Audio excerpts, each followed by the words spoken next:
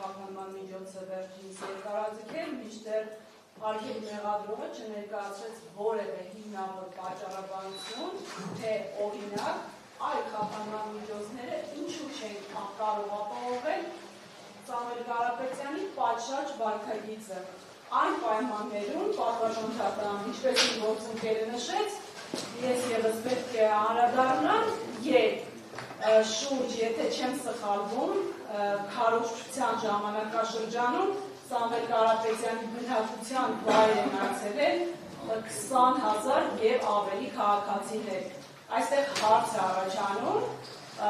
եթե Սամվել Կարապետյանը որևիցե դատավարության մասնակցի կամ այլ անձի վրա մեծ ցանկություն ունենար որևէ կերպ ազդեցություն գործադրելու, արդյոք չէր կարող այդ անձանցից որևէ մեկի միջամտությամբ այդ գործողությունը իրագործել։ Բնականաբար չունենք պատասխան եւ չունենք որևէ փաստական տվյալ, պատվարժան դատարան, որ Սամվել Կարապետյանը այս ամիսների ընթացքում գոնե անգամ իր կողմից մեկ փորձ է արվել դատավարության մասնակիցների վրա ապօրինի ազդեցություն գործադրելու վերաբերյալ։ Բացի դա, պատվարժան դատարան, մենք պրոբացիայի ծառայության կողմից նաև ինչին չառաջեց մեղադրողը, չունենք որևիցե տվյալ, փաստական տվյալ, որ Կարապետյանը օրինակ այդ ժամանակահատվածում որևիցե ապօրինի գործողություն է կատարել, որը նաև կատարել, այսինքն այդ խափանման միջոցի պայմաններում գտնվելու ներքո խախտել է այդ պայմանը։ Եվ ի վերջո պատվարժան դատարան, եթե արձանագրենք, որ օրինակ մտահոգությունը մեր հարգելի մեղադրողի կայանում է նրանում, որ հարցաքննված վկաների նկատմամբ կամ օրինակ մեղադրյալների նկատմամբ կարող է Սամվել Կարապետյանը ապօրինի ազդեցություն գործադրել, ապա պետք է հիշատակեմ, որ դեռևս նախաքննության ընթացքում ոչ թե 1-2, այլ 10-20, եթե ոչ ավել միջնորդություններ է ներկայացրել պաշտպանական կողմը, մենք փաստաբաններս յուրաքանչյուրս առանձին միջնորդություններ ենք ներկայացնել։ Եթե կան հետևյալ բովանդակությամբ, եթե կան այնպիսի անձինք, ովքեր որ Սամվել Կարապետյանի դեմ վկայություն են տվել, որպես այդպիսին մեղադրող ցուցմունքներ, խնդրում ենք ապահովել մեր կոնֆրոնտացիայի իրավունքը, մինչդեռ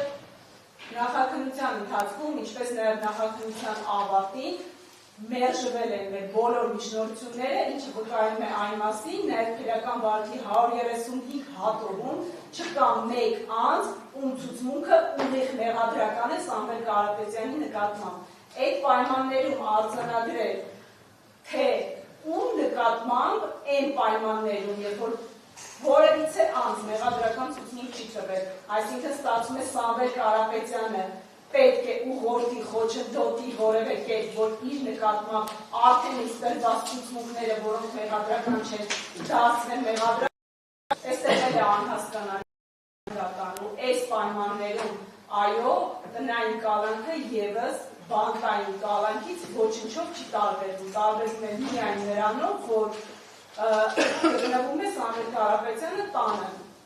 նման խիստ խափանման միջոց շարունակաբար կիրառվելը պատվարժան դատարան որևիցե կերպ արդարացված եւ հիմնավորված չէ։ Եվ գտնում եմ, որ իմ գործընկերն ինչպես նշեց, այդ գրավի գումարի չափը